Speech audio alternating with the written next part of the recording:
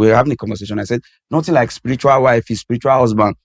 He was saying, I know, don't you believe in my mouth? I said, God didn't create anybody underwater. So let the earth bring out of its kind. You don't have humans on that. Forget about Aquaman. Me, I like watching Aquaman. But there's a way when I watch these movies, there is way I position my mind. Yeah. Yes. And sometimes I watch this movie because sometimes you need to learn the scheme of the devil, the kind of lie he perpetrates in people's mind. Then I'll be listening to Bishop Wale Ajayi's tapes. I think there was the last one I listened when he said something. He said the believer cannot be under spiritual attack. If there's any spiritual attack, it's legalism, the law. Because the law is the spiritual forces against us. That is where the devil hangs on. No wonder the Bible called him the prince of rulers of darkness. The darkness there means the ignorance in the heart of man. Hello viewers, and it's your favorite girl, Kachi Celestine, and yes, welcome to my story with Kachi, powered by Rhythm Africa. And I have someone here with me named Mr. Sam Speaks. Yeah, thank you, Kachi. How are you? How are you doing? I'm fine. I'm glad to have you. Thank you for coming to the show. Thank you for giving this opportunity to be here with you too. That's amazing. Okay, so Mr. Sam Speaks, can you kindly briefly talk about yourself? Okay, my name is Sam Speaks. I'm an actor. Oh, great. A musician, a writer, and a minister of the gospel. Wow, amazing. Yeah, the senior pastor of Spirit Nation Assembly. Okay. Yeah, and I'm into mind transformation. Wow. Mental coach. Mental coach. Okay. Yeah. Is it for people that are okay? Not for worries. I'm talking about mind transformation, like psychology. Okay. Okay, so how's the journey been for you? Being an actor, a musician, a pastor, and still a mental coach. It's a whole lot to do with. Yeah, it is. Okay, well, if I say easy, I'll be lying. It has really been challenging for me, but I discovered that, bringing all these parts of me together actually shines light to the purpose. Wow. Because I'm born to express. Okay. Yes, because I do tell people, man is a vessel. So as a vessel, you can be contained with anything. So I think this part of my life, or this part of me, my abilities, something God supernaturally embedded in me so that I can be able to express him in different dimensions. Like in acting now, I can create movies or play in movies that actually speaks about the gospel. Okay. Then the everyday life, the challenge you go through in life. Mm-hmm. Music, same thing. I write songs about gospel songs, and songs about relationship, finances, to inspire. Then writing, write the gospel, write about life, relationship, finances. And these abilities have really helped me to discover myself. So I think I'll start off with when I was 13 years old. Okay. That was a really long time ago. And I think I was a shy person when I was small because I came from a family that book, work, was book. Everything. Yeah, so we didn't really have this time to express ourselves. I think after some years, we know. So then I think there was a church we joined, mothers. You guys always pull us to churches, So I think I was born in Anglican. And so after a while, my mom joined the church and she just came to us, we found the church. The woman is very spiritual. And so we joined. So I think they were having their children's program at one time. And during the holiday, I think that was July or something. Mm-hmm. And mom just said to me, you're in the house playing, just go join the children for their practice. So I went there and I was the biggest there. I was big. They were singing, I couldn't sing. I had a whack voice. Big, like, were you fat or you're huge? Tall. Are you tall now? I can imagine. Okay, I was the biggest. Yes, among your kids were really very small. So I went there and I think they were acting. They did the choir rehearsals and they asked me to sing a line. I was just singing. My voice was not good. So they said, okay, no, you can't do this. And they said, okay, what can you do dancing? I don't love to dance. So I said, no, not me. And it got to a part of drama. Guess what? They were playing God and the devil. I know those drama where there's a native doctor, one pastor, and stuff like you that. did that too. Yeah, so they said, we don't have who can act native doctor. And I said, why native doctor? Kilo day now. So at the end, I like, okay, fine, let me just do it. People would just say, do it. And guess what happened? I stepped on the stage and I acted it in the like, wow, you killed it. You killed it. So we're supposed to present the play the next day. And the most important thing was that how was it I was able to get the costume together. Okay. Like when I worked in, seriously, are you native doctor for real? So then I think that day they spread me Tatinera. Way back. I was 13. That's a long time. I'm telling you, Tatinera. And it's a big money. Yeah, big money. Then school show and all that stuff was taking care of bags and the other stuff. So from there, they were acting dramas. Then I think I also did the gospel part of it. They asked me to preach and I preached and I threw my suit at the altar. I was like, wow, in spirit. Yeah, I kind of entertained them. So I saw that part, I got into secondary school and I met a friend, started writing. A writing book. I think we formed the first Young African Writers Association of Nigeria for students. Yes. Which school? NC Demonstration Group of School. Here in Benin. Yeah, Benin. Yes, in Wagman Quarters. Yeah. So after that, we went to EBS. We went to, I think Samuel Makibe had us on the show. Okay. Juniper Musa had us on the show. So then we were doing something. We were writing. So we formed I think a movie, a kind of like a drama club. We did a lot of drama together. So that was when my principal called me and said, you have a gift. I was in science class then. When it got to my SX3 exam, so I went behind my dad and I failed for art class. So my dad came out like, no, you will do another exam. Then my principal called my dad and said, no. Have you watched your son? But my dad wanted me to be an electrical engineer. So he wanted you to be in science? In science, yes. And you don't have any business being there? Yeah, no, I was also good in science. I was good in physics, chemistry. Oh, really? And biology. Yeah, I was good, yes. So, but I felt like my passion was drawn to being an artist. Yeah. I was the library prefect. So I could easily do this thing. So then my principal told my dad, he said, may he still rest in peace, he's late already. So he said, let your child go through that part. So I finished school. So then, you have to work to get into university. And so I started working. I was working with EBS, working with Johnny Pamusa on Name Between. Okay. I was doing the teeth bait section, yes. So that was when I think former EBS general manager, Tunde Bozige, way back. I think that was during, was it Shomole or Lucky? I think it was during Lucky. I think it was Shomole Lucky time. Okay. So then he called me and said, you have a talent. You're very good. So go on and read mass communication. So after my schooling, I came back to Benin City. Then let me venture into music because I'm good in singing. At this point, how did you cope with your dad? Because he didn't support the fact that you were going to art class, being an artist, and also how were you able to deal with that? Did that cause any issue between you and your dad? It did. Or at some point, it actually did. It did. So how did you deal with that issue? Okay, I felt we never gelled till he died.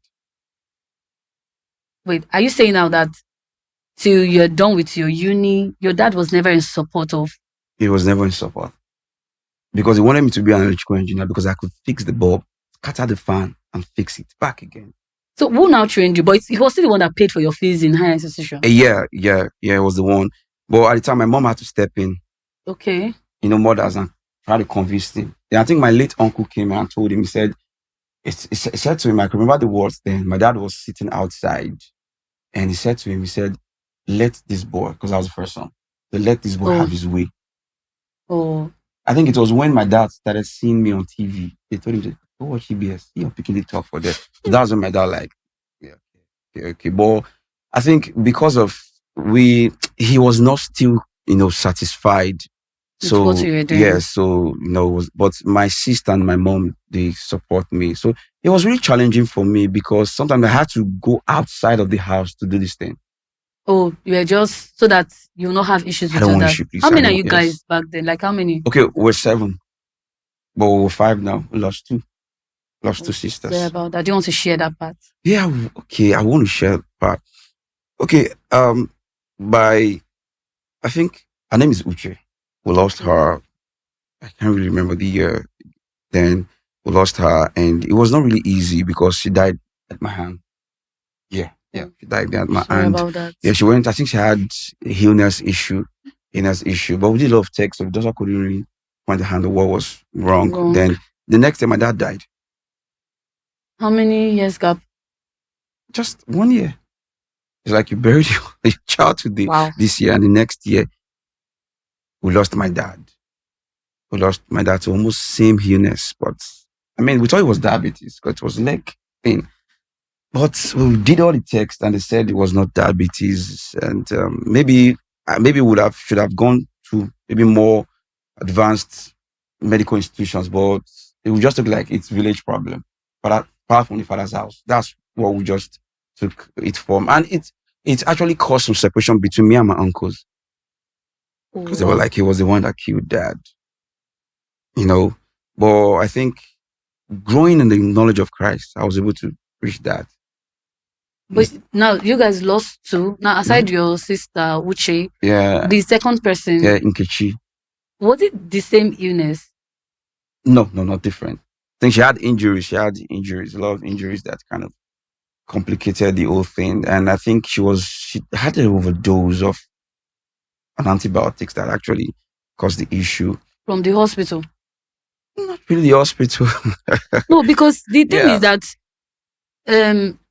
an overdose, was she the person that intentionally? No, what happened was this. I think it was a nurse that was administering the antibiotics. So I think then her condition was getting worse and we needed her to be around. But she wasn't around. So my sister just moved, they just did it. I wasn't even around that time because I wasn't staying with them. I was staying on my own. So when they took it, and I think on the day of our burial, the nurse came. She didn't know I was the brother. Because I wasn't with them. I was staying at work. So she was saying that I think it's the antibiotics. They gave her overdose. Instead of 250, they gave her 500 milligram. So I just heard it and I went to meet my sisters and I understood it was not their fault. So I felt bad about it and it was not their fault.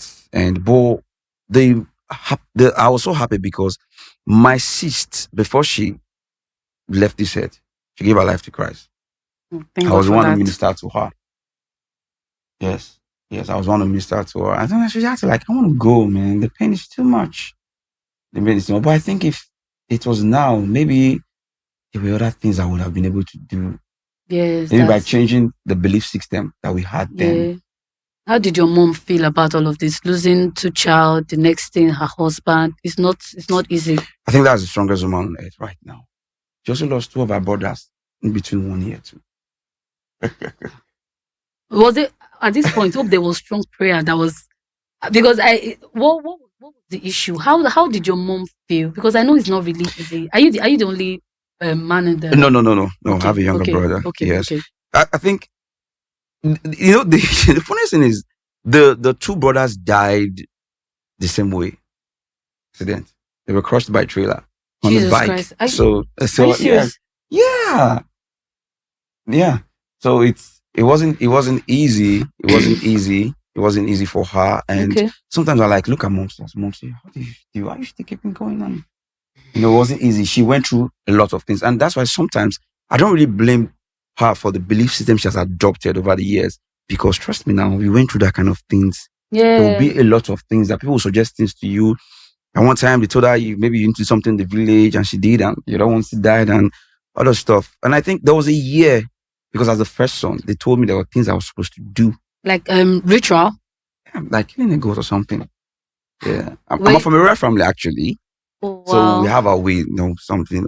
The thing is that if you, for example, if maybe my brother, we lost my brother and he's married, I'm supposed to marry the wife. But if the wife declined and said no, then she needs to kill a goat to me and to the clan. Are you from the Igbo part? That's Igbo, yes. Ika. Because I know there is only Igbo people that does that. I thought it's just a movie, but I've seen that happen real. Yeah. So, and it scares me. I'll be like, why do they have to put responsibility on someone else that doesn't even concern? Yeah. You understand?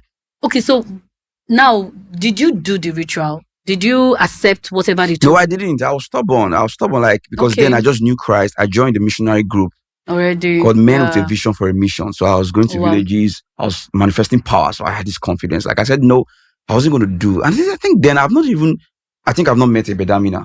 Okay. I've not even started listening to Wale Ajayi. So I was still just at that surface of knowledge. And like, if any man is in Christ, is a new creature, all things are passed away.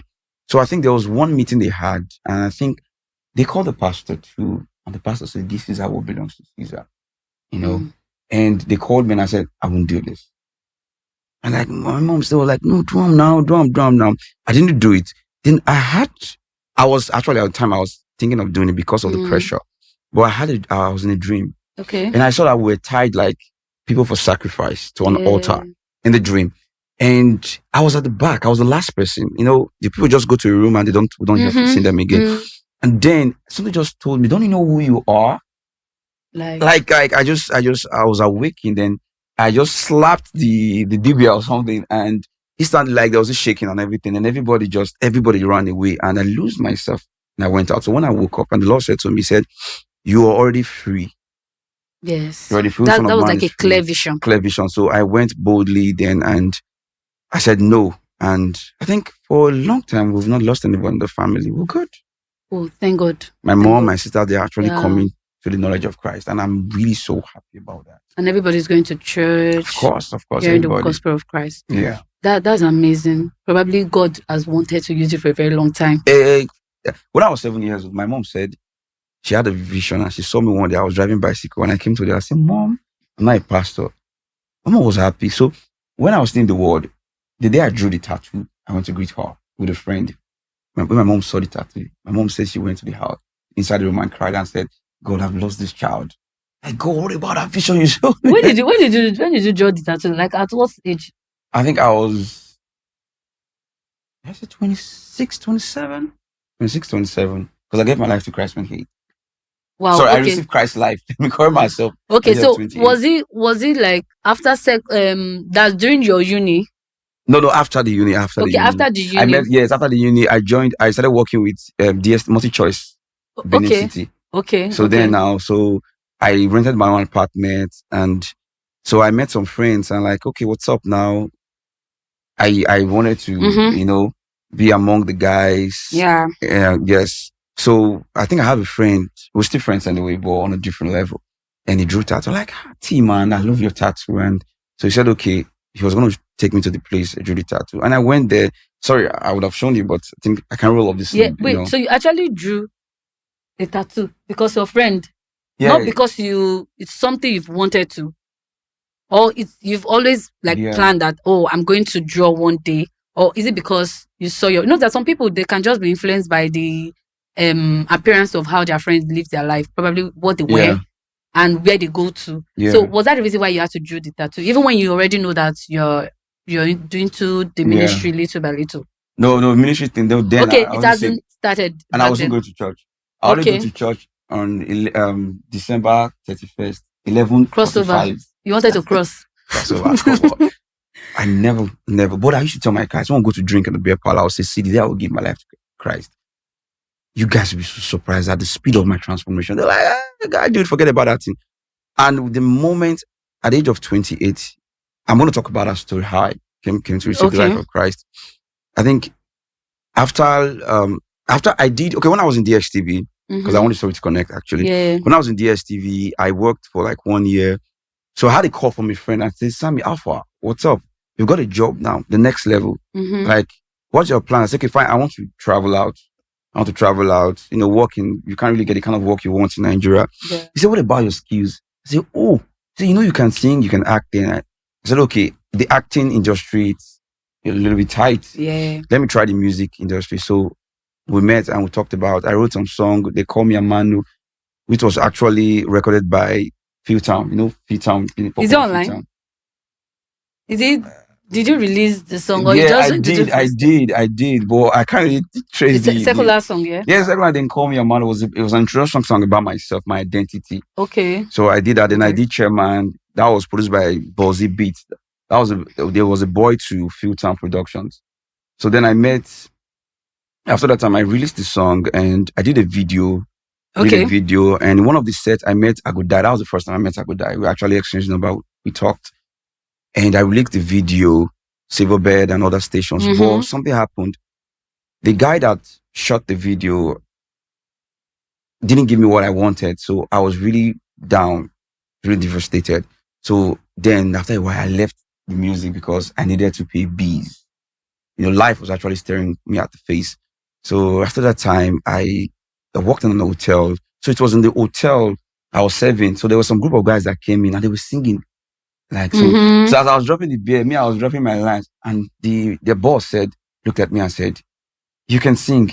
And he said, then my supervisor was not around. So then I could actually do what I want to do. Yeah. And he said, "Come and drop the lines." So I was wearing white and black now, the normal hotel thing. I just rhymed. And so "You can sing, dude." I said, yes. Said, okay, we were trying to get artists to a record label. The name of the label was Remind Entertainment. And so they had to group 3 of us into a group called Kiss Bliss. I was Ikechukwu. Which Ikechukwu the rapper? No, that's not Ikechukwu. No, I'm not guy. Okay. Yes. The beautiful thing that we're all pastors now. 3 of us. Are you serious? Yeah, I'm serious. And you guys still communicating now? I think I was with Ikechukwu. It was last month. I think Casey always call me every time. If I drop a post on Facebook, he always reach out to me. So, and we're all family. We're married with kids now, 3 of us. Oh, so that's a big congratulations. Thank you very much. So then we met. Then they said, okay, 3 of us can vibe together. Instantly we gelled, and we're going to shows. And during that time, there was already this thing like the spotlight on me, like this is going to be the two-face Idibia of the group. Yeah. Because I was taking this attention, getting attention from ladies and other stuff. So we recorded songs. We went to studios. I think Joe Banks is a late producer now. He's dead, but he did the song, did Amano Farabale, and I think we did My Girl. Those are the 3 songs. But something happened. Started having issues with the owner of the record label. Were you guys signed? We're about to be signed. We're not signed. Started having issues. Well, the issues was I was always standing for our rights. Okay. And I think he was threatened by that.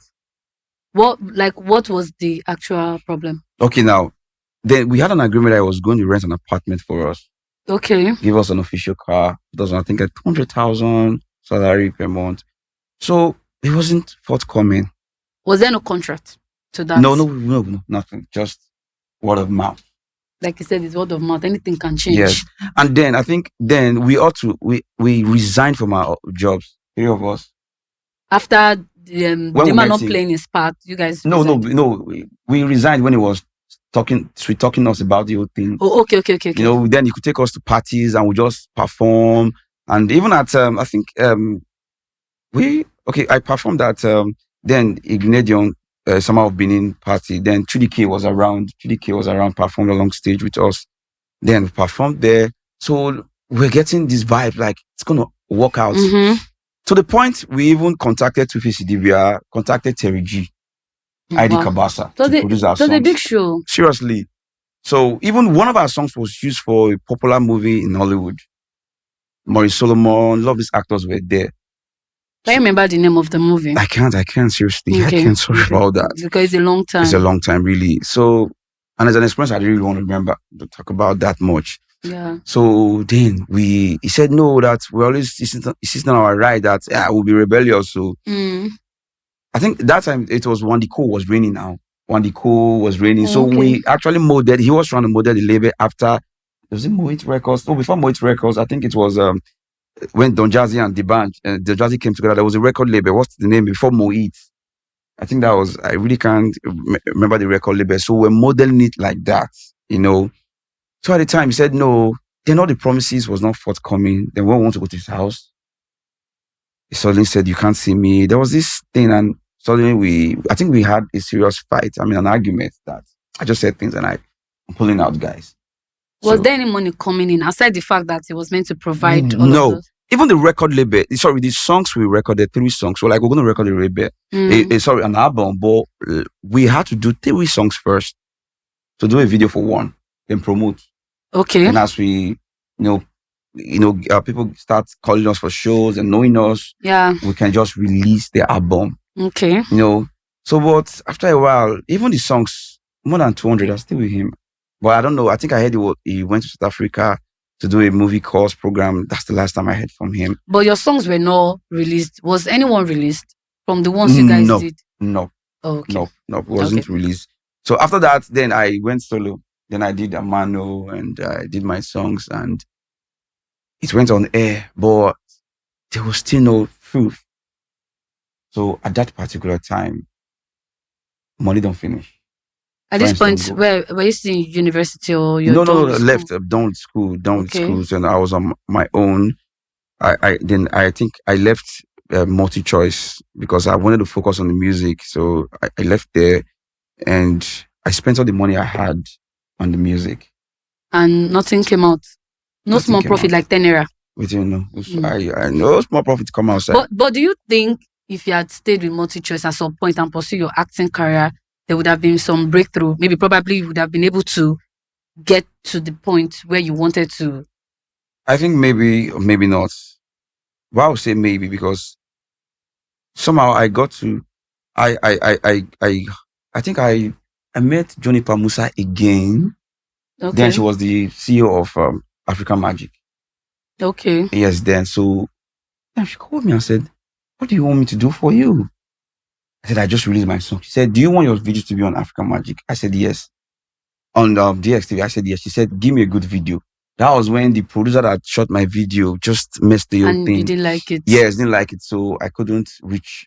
I think I lost that contact at one time because I was thinking of going to Big Brother Africa. Yeah, I wanted to go to Big Brother do big things. So see, I was somebody who wanted to be the Chris Brown of Africa. Wow.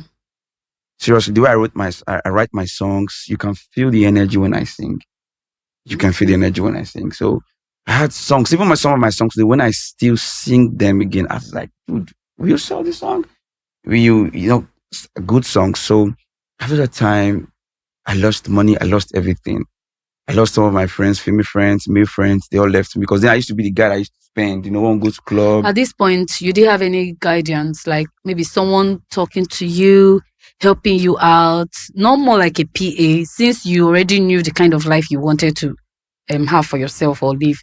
You didn't have anybody that was guiding you step by step. Okay, we're just on your own, making the money, spending it and not getting it back. Yeah, I was just on my own. Okay. I was just on my own. I was the guy that I don't want to do business apart from my talent, investing on my talent. But I do business now actually, so I learned. But you didn't work for anybody? Yeah. At some point, is there anybody you ever worked for? Yes. I worked under Umera Tunes. That was multi-choice. Okay, yes, that's multi-choice. Yes, and I worked under Slow-Mo, maybe it's late now. Okay. Yes. Were they paying you well at multi-choice? They weren't paying us that much. Because it was like a sub branch. Oh, okay. Sub branch. So we weren't paid. But then I had some good experiences. I met some guys from South Africa with friends and other stuff. So then I went to NTA Guest House. I worked at the guest house. So it was then my late boss, Samuel Mwebi, told me, Solomon Mwebi, sorry, he said, "You are a star." Okay. He said, "Find your generating power." Okay. Because he told me, say, every guest you attend to, they tell that there's something about this guy. Oh, are you working as waiter? I was working as a supervisor then. I started as a waiter, then a supervisor. Okay. So I'm this vibe person when you come around, there's this charisma about me. So he said, "You are a star." So when I want to go to music, he said, "Good, you got my blessings." Okay. So I went into music, didn't work out. So after then, man, I was so down. Then reality came in. I had a friend, he's in Germany now. I think we're in the same street. I was so broke to the point that I had to go beg 200 naira from him. 200 naira? Yes, to eat. Seriously. Like not 200,000 or 2,000. 200,000. I'm talking about 200 naira. So when I went to meet him and because he used to go to church, he's a church person. I don't go to church. Yeah. I think he was attending Winnax then. And he just called me and said, "Your situation need urgency." I'm like, what will I do, dude?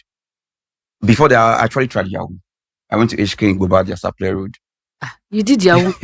No, I didn't do it. I was trying to learn, So then I think my ex then, my girlfriend then told me, say, "Sammy, you're not cut out for this life." He said, "I know you.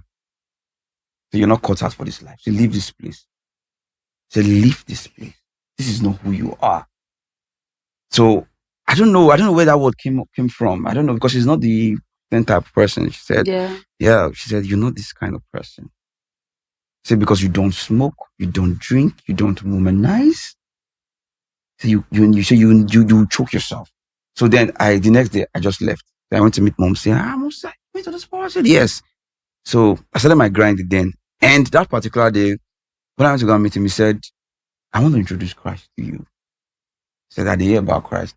So he just spoke to me. After giving me, he didn't give me 200, he gave me food and gave me more money. And then I just went to my room and I knelt down. I was crying. I said, God, I know I've been running away from you. Yeah. Yeah. I said, I drop everything. And there's this sudden feeling I had, like a prodigal son, who came back home.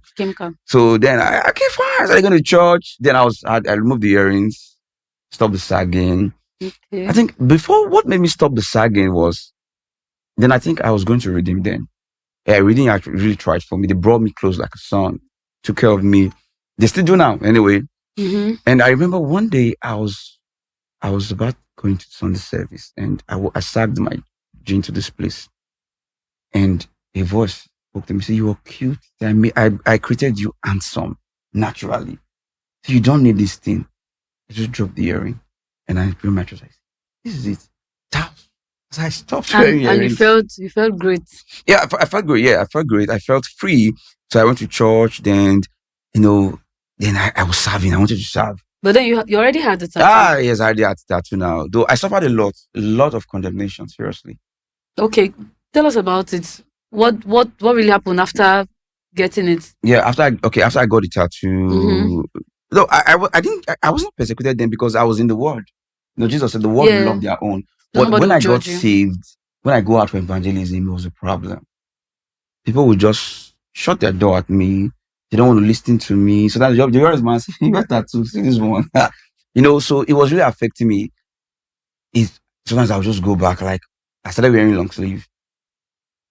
Okay. So that you'll be comfortable to preach the gospel. Then I met a pastor. Thank God for people who brought to my life. This pastor told me that I was like a monk. Carry a bolo. He said, if you carry punk, you go to a fire. Seriously, he said yes. Then I think we now started a fellowship. Me, I was not like assistant pastor then. Mm-hmm. And I think at one service, he brought out one thing. He said God gave him a vision of the end time. Yeah. Don't do it. Even my tattoo then, it was like, this tattoo, which can cut your hand, all those things. Me, there, I know if he cut my hand. Mm-hmm. So I think at the time, God brought a confusion between both of us because I was going crazy. What happened was, one time I went to meet him and he told me he was not around. 1 week, 2 weeks, 3 weeks. I'm like, what's happening? I called him. He told me, hey, I'm on the program. Then there was God brought someone come. His name is, God brought a pastor by Nosal Murray. Yeah, that man was really father to me. Even still father to me now. He was the one that brought me into the missionary work. Okay. So he said he now saw this guy. Because when he met me, he's like, this pastor. I said, okay, fine. So even I introduced him to the pastor, like, okay, fine. When he said the pastor saw him and asked him that, must you have to fast yourself out before God can hear you? So then that 3 weeks he was fasting. He didn't tell me. So when I now finally met him, this guy's head was like times 3. It was nothing. I said, Pastor, what's happening? So he told me that he was fasting too, like confused. So me at that time, I said, okay, since you are confused, me, I don't want to be confused. So I now left him. I went to Nosal Murray, who took me and taught me missionary work. That's how I started doing missionary work, started preaching. The first time I preached, if I preach one word, I was shy. Yeah. One of the Lord said, man, you into this stuff before. And the Lord said to me, he said, you were talking on stage before. Do it now.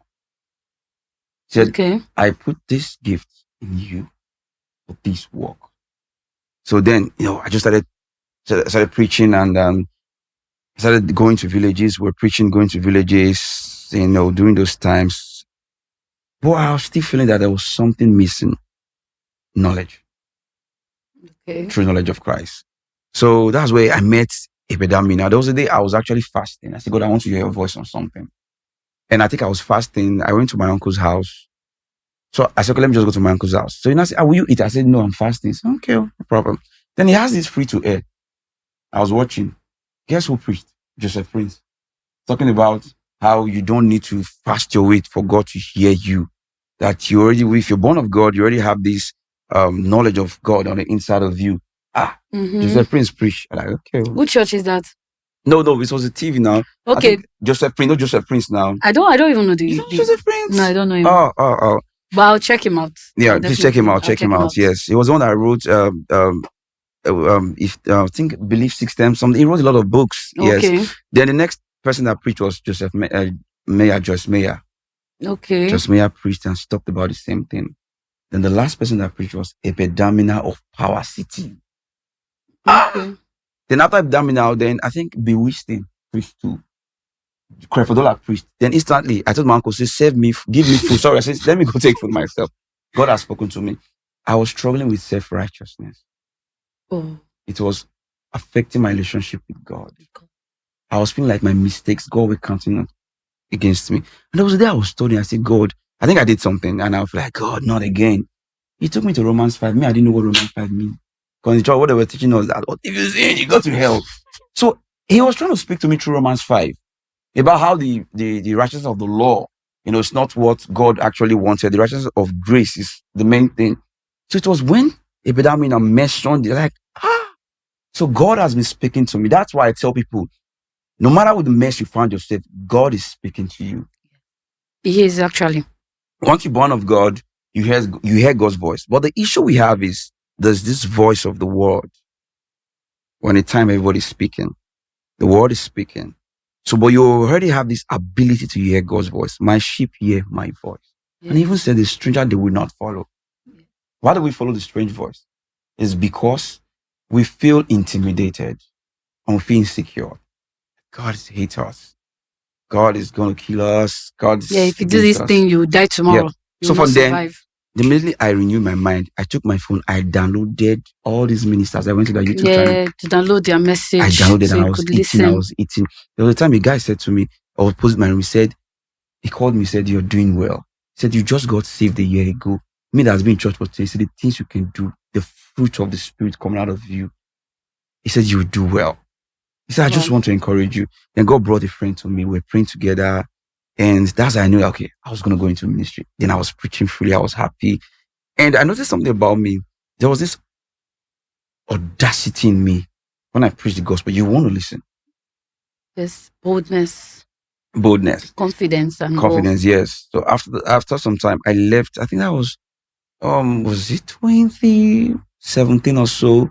I left Redeem by God's direction. Then I was looking for a church. I tried Christ Embassy. I tried a lot of churches. I went to Church of God Mission. Which Redeem church were you going to? I was going to, I think it was regional parish at Okoro. Yeah, in Benin. Yeah, in Benin, yes. Okay. You grew up here. You were born and brought up here. But you guys are not from this state. So, no. Okay. So you mentioned the men of God that you've listened to, the ones that have preached the word to you. You've listened to them over time. You also mentioned Bishop Wale Ajayi. Yes, Bishop Wale Ajayi. Yeah, so is it Bishop Wale Ajayi of Church of God Mission? Yes, Miracle Center. Yeah. Okay, so what was your experience? Because you said you've heard him before. So where did you attend the church? Were you a church member, or it was like a father to you, or it's like a pastor and friend that you listened to, you followed up and all? Okay, I think it's not really a father to me, but it was a mentor to me. Oh, that's amazing. It was a mentor to me. So, okay, knowing, listening to Epidamina, they kind of preach same gospel. Okay. Reverend Naika. So, I think I saw a friend told me that they are organizing the first School of Wisdom. Oh, wow. Reverend Craig Omoritawan is coming, so I love him too. Okay. I love him too. So I said, let me go there. So when I went there, I was so impressed.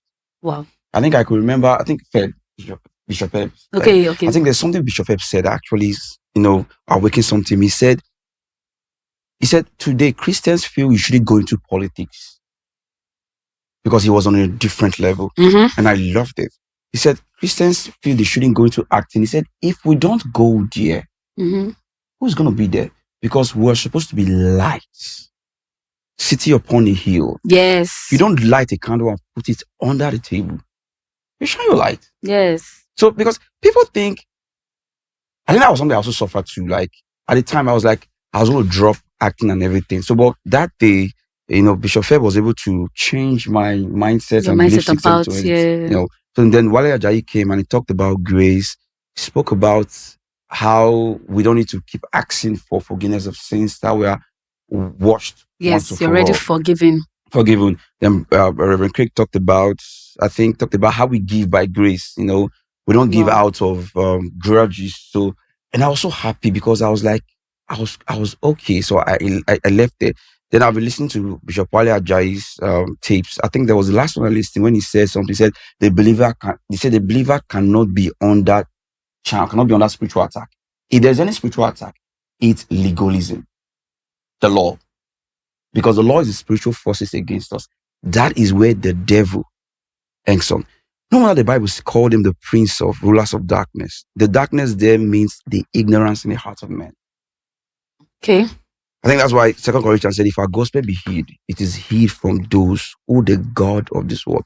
The God there means the influencer of this system. The word means the belief system. Mm-hmm. It's from the word ions. It means a certain mindset or mental disposition. So when Wale Ajayi said that, like, wow, I went to my Bible and I saw the scripture. I was like, wow, I said, God bless Bishop.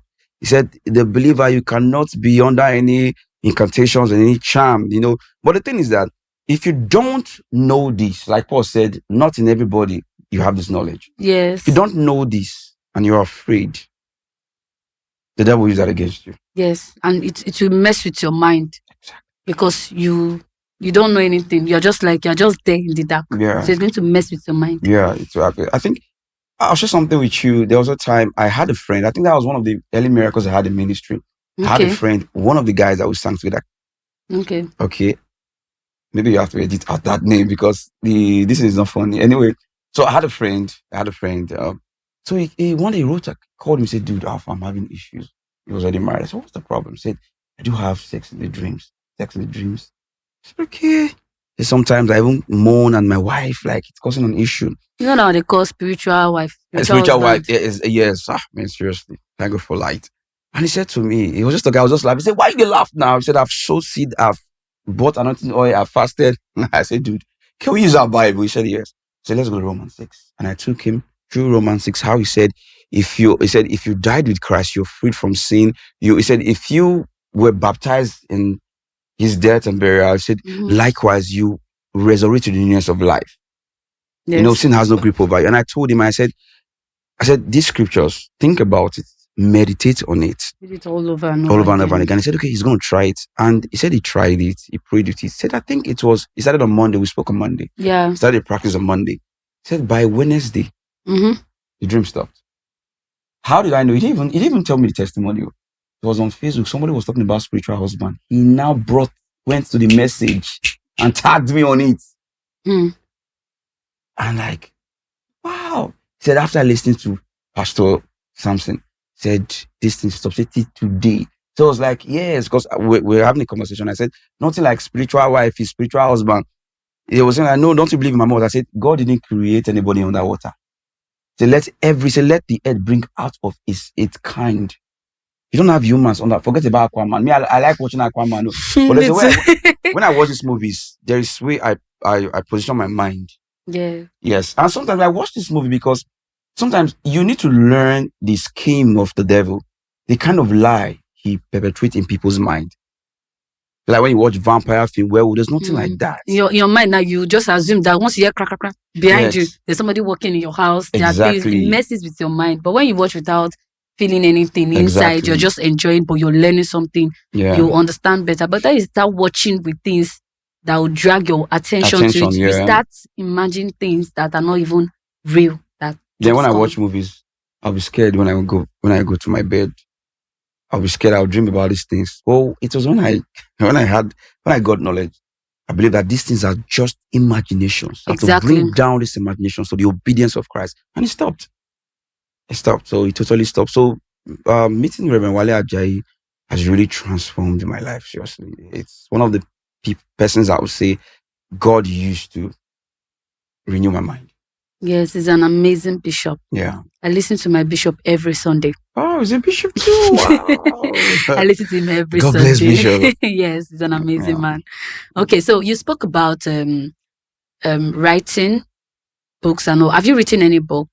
No, but I have one I'm writing, but I'm not done yet. Okay, is it related to what is it related to? To the gospel. To the gospel. Knowledge of the truth. Knowledge of the truth. Okay, Yeah. that's amazing. We're anticipating that. Okay.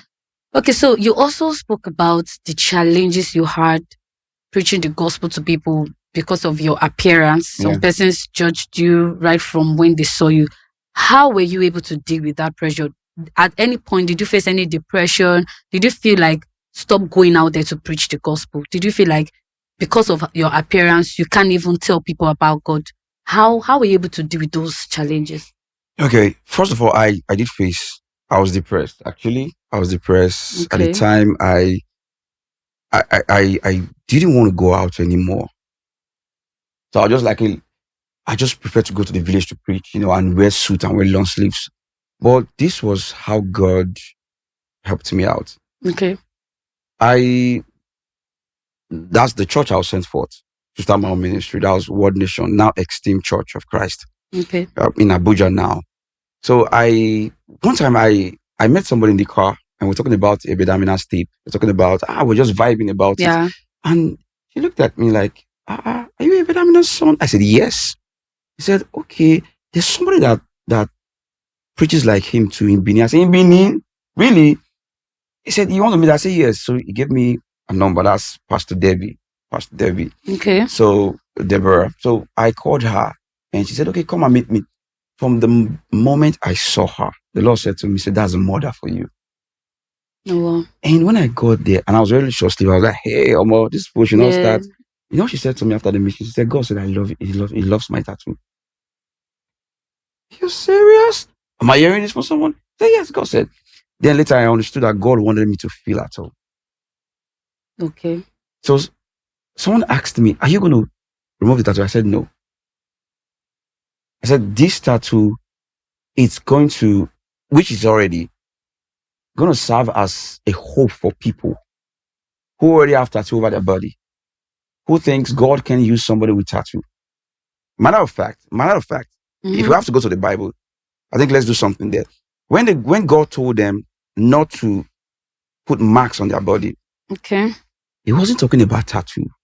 He was talking about marks representing some gods around Canaan. Do you understand? Okay. Around Canaan. I think there's a tip that my father, Ibedamina, said. He said, tattoo is not a sin. Trust now, the whole internet went agog. And he said, but if you have to put a tattoo, let it be meaningful. Like I'm thinking of writing Galatians 2:20. I've even seen somebody that wrote Jeremiah 2 verse something. Another person will put Malaika. So even some of them do cross. So do you feel like having those kind of tattoo describe something positive and not because they're trying to be a gangster or they're bad? Because in this country, culture. Once you have marks on your body like tattoo, yes, they see you like you are evil. In fact, they are the one devil sent to the world. Okay, and we have some pastors that have that. Most of them, they're not even in Nigeria. Though. We have some of them. We have some gospel singers. I have a gospel. I even know one that has tattoo on his body, not just one side. Though. He has the Bible verse and another part. So do you feel like people that actually have that on their body, it describes a positive thing on them? Or how do you see that? Okay, now let's deal with the word tattoo. Even the Bible said, God said, I will tattoo you on my arm. In the Greek and Hebrew dictionary, we don't have much words like English language. Mm-hmm. So tattoo then might not mean the same tattoo now. Just like you have the word suffer. Suffer the little children, it means allow them. Yeah. But if you read, you think suffer means beat them to come to me. No. Yeah. No, the suffer then, it's not the same suffer now because vocabulary has progressed. Yeah. Things have actually changed. Yeah. Yes, So the word tattoo means to stamp, to engrave, to write, to imprint. Okay. Do you understand? So what is it about those people that will turn it like body hug on their body. Because I've even seen some white guys. Sometimes I even at first I thought it was and it looks scary. That's scary actually. That's irritating. It looks demonic. Yes, and disgusting. You know, there's moderacy. I preach moderacy to everything. I preach moderacy to everything. Now, like I was talking about putting Galatians 2:20. Okay. And sometimes I use these things as strategy to bring people to ask me questions. Sometimes I could design shirts. Like, you're already in heaven. In the boss, like what you saying, then I engage. That's evangelism. People that would draw attention for people too. I remember once I went to preach, then when World Nation went to preach went to do evangelism. So we went to a completed building, but the back, there were two guys smoking Igbo marijuana. And I went with Pastor Sonny. He's my friend, very close friend now. Okay. We went, that's the bank church, Pastor Sonny, this vision bearer of the bank church. And we got there. So we saw like the boys with their eyes were looking like, hey, well, who know how they go? This kind of, Alaye kind of talk now. And we just got there. But we're even wearing jeans. I think he was wearing the ripped jeans then. So we just got there and so we want to preach the gospel to you. That's the way they looked at us. I beg you. So it's okay, bro, if we talk to that, so we're not waste our time. We said, bro, we're not going to waste time. And where they were smoking, so one of them tapped it on and said, drop your smoke. Yeah. Pastor Son said, dude, smoke. Don't drop it. I said, no, say don't drop it. Say, bro, and it is something. See. I know people will say, are you sure this guy is really saved or something? He said, bro, how much this will make I bound down for you? Guess what? It was a strategy because the thing is that I'm not saying you should go and try that. Yes, but please don't try to. Yes, don't try this at all, please. No, please don't. We were trying to engage those guys because I think right now we need to understand that we need to be skillful and creative in preaching the gospel.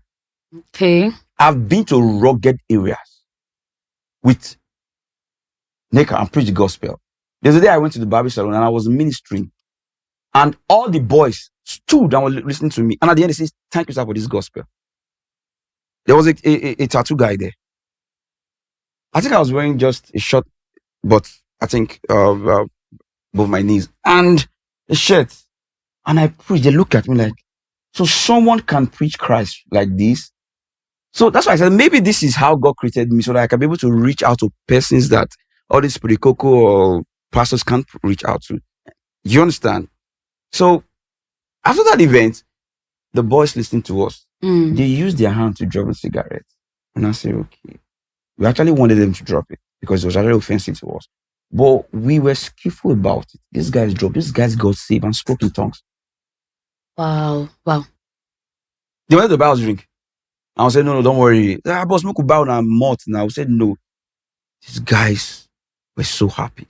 We won a lot of shows like that. When I mean, not the smoking type, but actually making those guys feel like God is not condemning you. He's not imputing sin, but reconciling you. Yeah. Do you understand? So the tattoo thing is, if you have to put a tattoo, boss, put a reasonable one.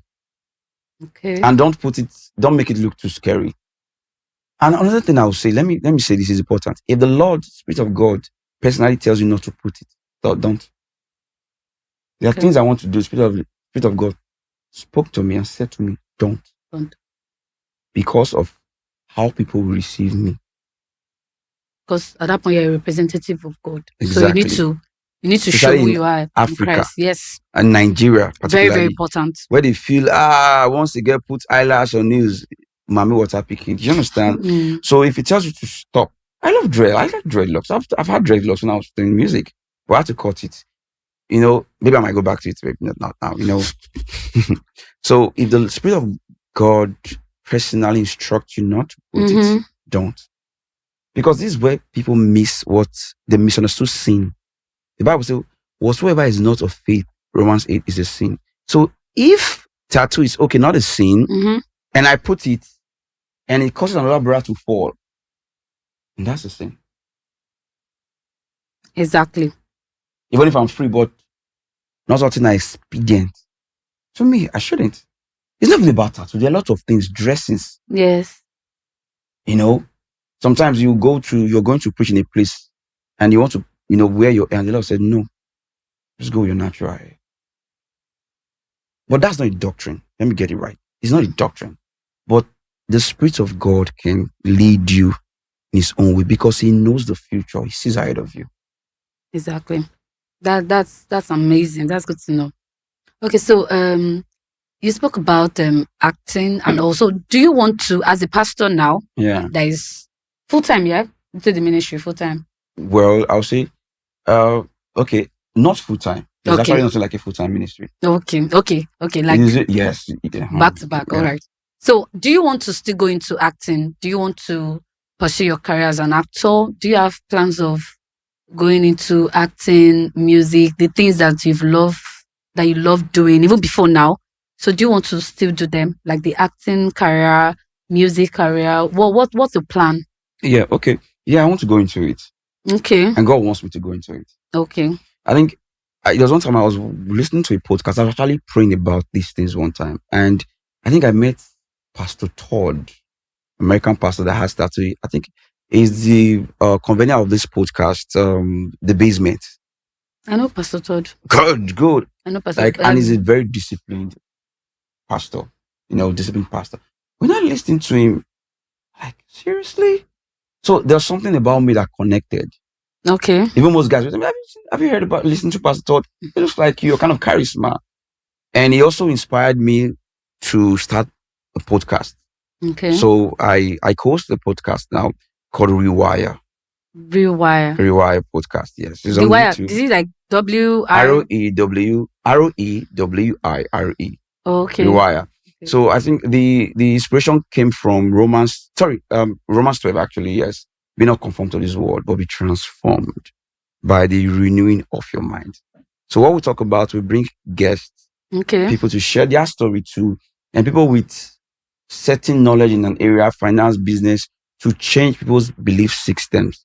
Because I think the first thing you must pay attention to is your beliefs. Yes. Belief can promote you and limit you, decrease you. Yeah, very, very important. Yes. That's amazing. Looking forward to that. Okay, so what kind of movie? Okay, gospel? No, not really. Okay, okay. Yes, gospel movies and also, okay, I won't say secular. Okay. I won't say secular because what I would just say, I want to write or star in movies or produce movies that actually talks about God's love. God's love. Okay. God's love.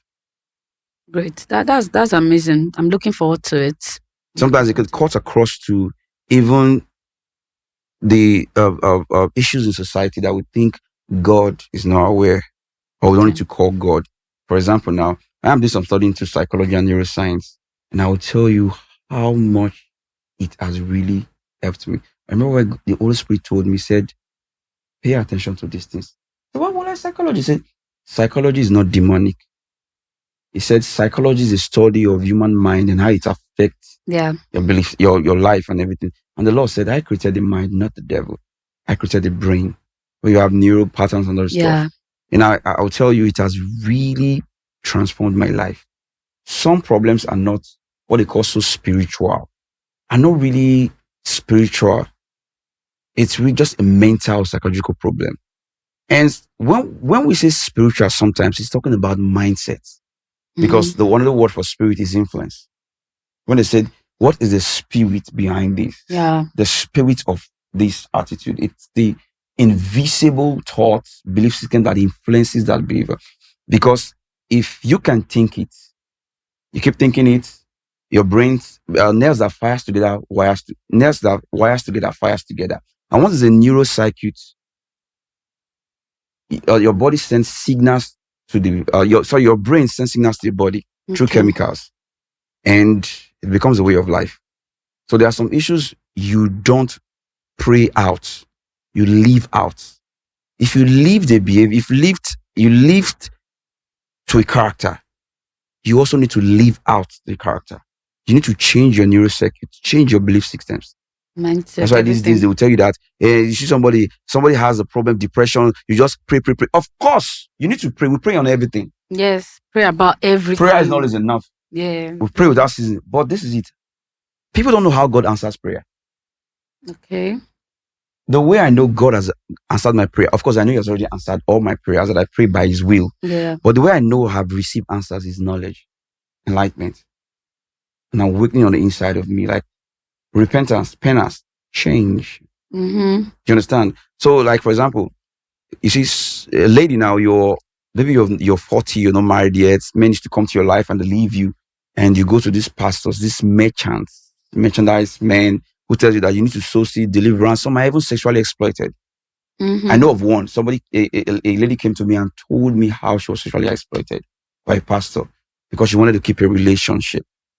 So sometimes it's not that there's one rival man or something. It's just your habits, character. Mm. You want a good man, but you don't want to be good. That's bad. So you see, that's why sometimes it's not about when you pray, listening to the Spirit. Sometimes you tell me, go to YouTube, check this podcast, take this book, read it. That's answers. That's supernatural. Because there was no way I would have been able to come to that answer or solution. Okay, that's good. And you're a family man, right? Yeah, of course. Wife, kids. 3 kids. Okay, 2 boy and 1 girl. Wow, that's amazing. All grown. No. Still little. The first is 9 years, the second 5, and the girl 2 years. Beautiful, amazing kids. Wow, that's amazing. So, which church do you actually pastor? Spirit National Assembly. Oh, okay. In Benin. In Benin. Yeah. Okay, that's nice. Thank you very much. Thank you very much for sharing your experience. Thank you too. From childhood, from your uni days, and to now. And now you're now a pastor. Thank you for sharing the part where you told us of your experience as someone that tried to even, at some point, he wanted to even do Yahoo. But God held him close. Yeah. You know that song now? Hold me close. Yes, very close. Yes. So, and thank you so much. I think I've actually learned something from the things you've said. And I know the viewers out there, they'll also gain and also learn something from 1 or 2 that you've said. Thank you for coming to my story with Kachi. You're welcome. We are glad to have you. I don't know. You said you sing, right? Yeah, I do. But you don't go. They don't tell me to sing. Seriously, I don't want to go there. I don't want to take to sing. Me, I want you to do freestyle. No, it's freestyle. You know, freestyle. I can do do re, that kind of freestyle. Is it because No, it's not because I sing. Nobody knows that I sing. You are the one on the show. You told us already that you can't sing. No, you have Kachi, to do. You've caught me here, right? Yes, so you have to do. See. For you coming, I know you're not just a pastor, you're also talented, you're a star. And I'm glad that God has brought you to light, and you've also discovered that there are things that you can do. You can give more to the people out there. So one of the things I wanted to share to my viewers is to sing for us. How many pastors have you seen that used to sing all the time? This one will catch you right now. Oh yeah, you will freestyle for us before leaving the show. Hey, but the issue is, if you say make I sing now, okay, it's a love song actually. No, that's fine. Okay, no fine. problem. That's fine. No problem. It was written to someone in the past. Okay. In the past. Okay. Is it someone you lost or? No. Okay. Someone that I loved in the past. Wow. Okay. Stars. Okay, you asked for it. Yes, okay. Bring it on. I just want your name, baby Kilo Rukure. Only Jacka Shere if a girl. Come on. Baby shine like the star. I just want your name. Ooh. Your name. Yes. Okay. Wow, I love that freestyle. Yeah. Girl, I love your name. Tell me what's your name, girl. Baby, you are my baby. Wow. Girl, you can sing. I will collect this line from you. Okay. This one I will sing. Anywhere did they just invite me for? I'll say I have. Yes, you come. My backup. You come and entertain you guys. Yes, so yes. Come on. What's up? My baby girl, you see me? Come on. I will sing for you. Correct. Oh, thank you so much. Sam Speak. Thank you for having me. So my viewers, you've seen and you've heard, and I want you guys to follow us on our YouTube channel, Redeem Africa. I want you guys to follow us on Instagram, TikTok, Facebook, in fact, everywhere on social media. We are always active, and it's your favorite girl, Kachi Celestine. And thank you very much, and have a good day. Mwah! Love you guys.